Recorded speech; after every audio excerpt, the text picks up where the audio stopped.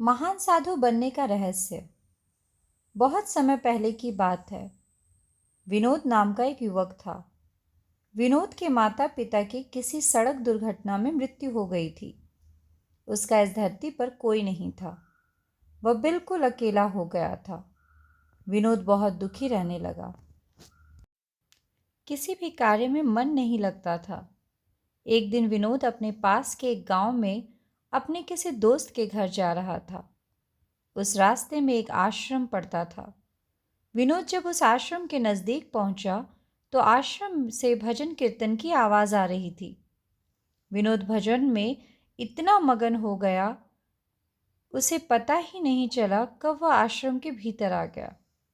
जब भजन कीर्तन समाप्त हुआ, विनोद ने आश्रम के महंत से कहा, बाबा, मैं साधु बनना चाहता हूँ, लेकिन एक समस्या ये है कि मुझे कुछ भी नहीं आता, केवल एक चीज़ के, और वो है शतरंज।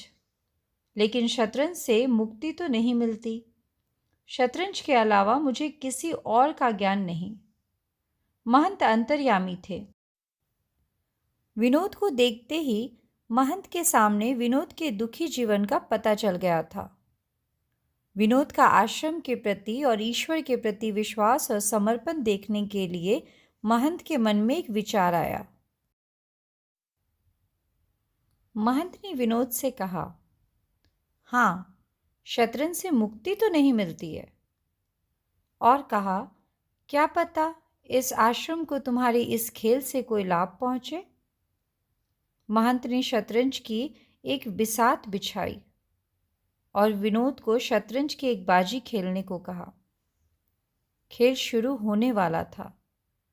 महंत ने विनोद को कहा कि देखो, हम शतरंज की एक बाजी खेलेंगे और अगर मैं हार गया तो मैं इस आश्रम को हमेशा के लिए छोड़ दूंगा और तुम मेरा स्थान ले लोगे।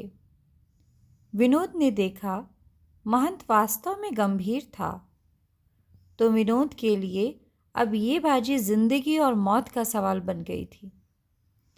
क्योंकि वो आश्रम में रहना चाहता था, इसलिए उसे ये था कि मैं हार ना जाऊं। विनोद के माथे से पसीना भी छूट रहा था। वहां मौजूद सभी लोगों के लिए अब ये शतरंज का बोर्ड एक महत्वपूर्ण खेल की तरह हो गया था। महंत ने खराब शुरुआत की।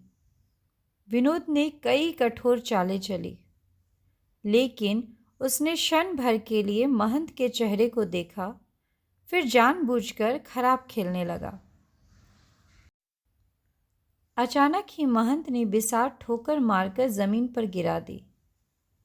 महंत ने कहा, तुम्हें जितना सिखाया गया था तुम उससे कहीं ज़्यादा जानते हो।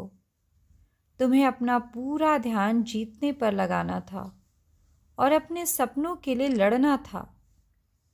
फिर तुम्हारे भीतर करुणा जाग उठी और तुमने भले कार्य के लिए त्याग करने का निश्चय कर लिया। महंत ने मुस्कुरा कर कहा, तुम्हारा इस आश्रम में स्वागत है, क्योंकि तुम जानते हो कि कैसे अनुशासन और करुणा में सामंजस्य स्थापित किया जा सकता है। आने वाले समय में तुम एक महान साधु बन सकते हो। तो दोस्तों, इस कहानी से हमें ये शिक्षा मिलती है कि हम जो भी कुछ पाना चाहते हैं, ईश्वर भी हमारे अंदर उस चीज़ को पाने के लिए विश्वास और दृढ़ता देखते हैं। सच्चे मन से और अपनी लगन से हम कुछ भी पा सकते हैं। तो दोस्तों, अगर आपको मेरी ये कहानी पसंद आई तो इस कहानी को लाइक करें, मेरे चैनल को सब्सक्राइब करें और हाँ, शेयर करना बिल्कुल ना भूलें। धन्यवाद।